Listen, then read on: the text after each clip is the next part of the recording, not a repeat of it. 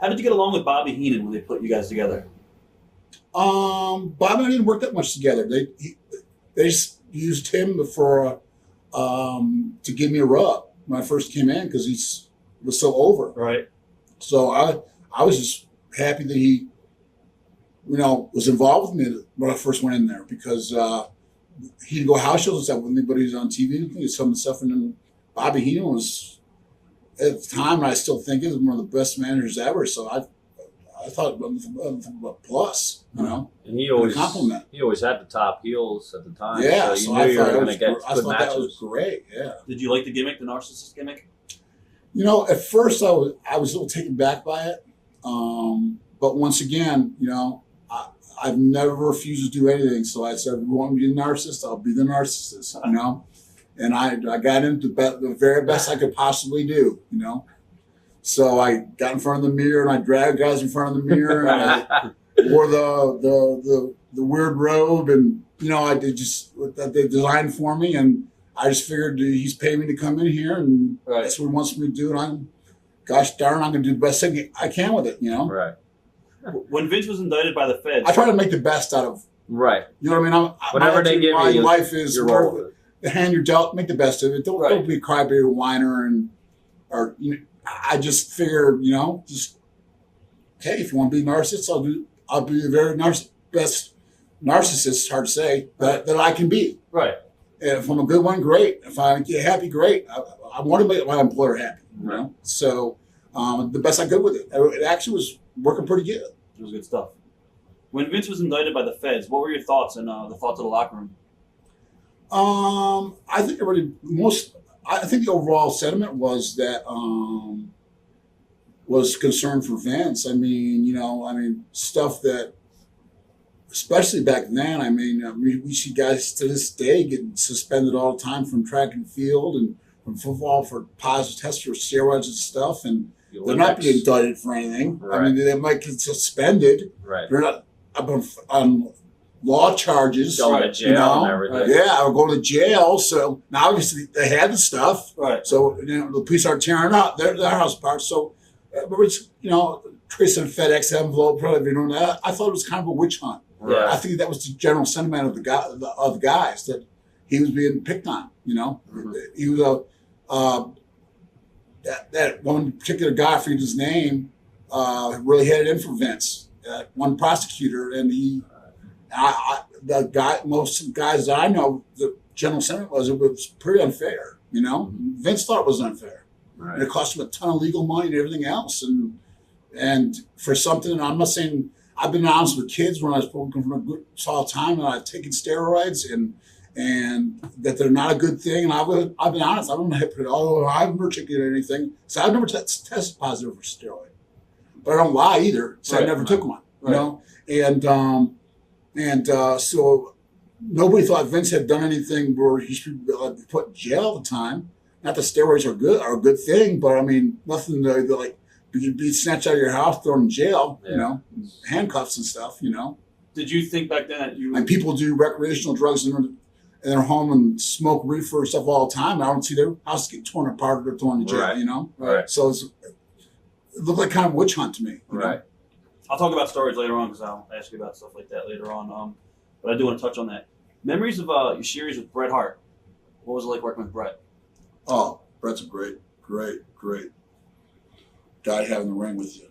He's totally professional. He's brought up through like I was at Matsuda old school and works hard every night. And he always brings it. And he always wants to have a good match. Big house, small house.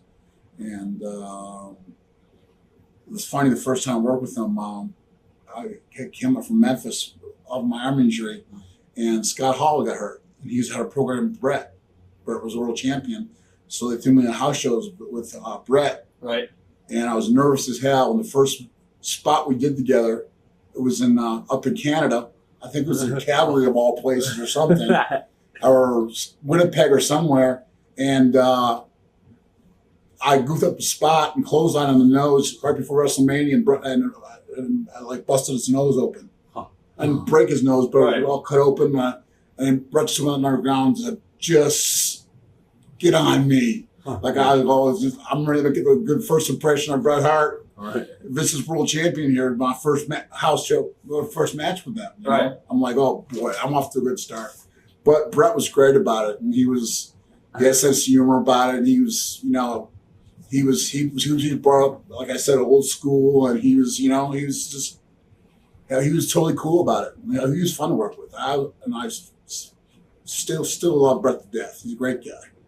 What are your memories of the Lex Express? A lot of hard work, man. Ooh, I mean, sometimes 4 or 5 appearances in a day, from 3 morning radio shows to. I'm not afraid of hard work. I'm not complaining, but I'd get up at usually 4:30 every morning and do all the morning drive time radio shows in person, into stations, not call-ins like you do now. I mean, I'd go into the stations, and then I'd be on the noontime shows, and I'd do appearance at a mall. Then I'd be on the weatherman at 6 o'clock and try to go work out in at night. And I'm not complaining, but and travel to the next city all the same day. No flying. Yeah, I did fly some. Yeah. Okay.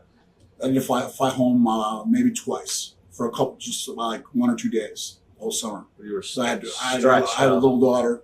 Right. Time was just real little at the time. My son was older, but my daughter was like 1 or 2. So it was, you know, she was. It was tough, you know, away from my family like that. You know, a lot of hard work. It has been said that the Lex Express was such a disappointment that Vince changed his mind last minute about putting the belt on you. Is that true? That's once again that would be inside information that I was not privy to. Right. The appearances all went well. There was 7,000 people. So I went to a Toys R Us in Denver, and they were 3 times around the building. They'd bring ice and medics there to people.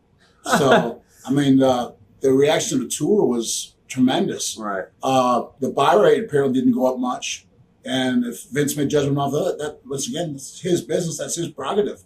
I don't take that personally. So there was no tension ever between you and Vince because of that? No, not at all. What are your memories? Not from my end. Right. I mean, he might have been upset, but I wasn't. I worked hard, did my best at it, you know, and it is what it is, or it was what it was, you know. Right. What are your memories of Yokozuna when you slammed him on the ship? Oh, it was fun. Right. It was a great response from the crowd, and people still talk about that. Because he is a big, heavy guy.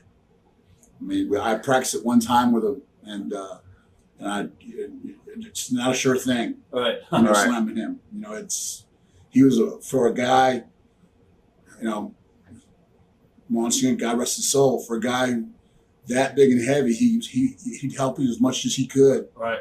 He was coordinated and stuff and agile for a guy like that. But I mean, he was a load to pick up. Man. Right. I mean, you know, low weight too. And all his weights in his lower body, and he's hard to pick. He's hard to slam.